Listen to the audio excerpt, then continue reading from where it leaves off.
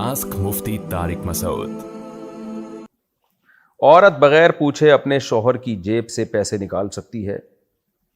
جائز نہیں ہے، حرام ہے۔ نبی صلی اللہ علیہ وسلم نے جو شوہر کے بنیادی حقوق بیان کیے ہیں، ان بنیادی حقوق میں ایک یہ بھی ہے کہ شوہر کے مال کی حفاظت کرے۔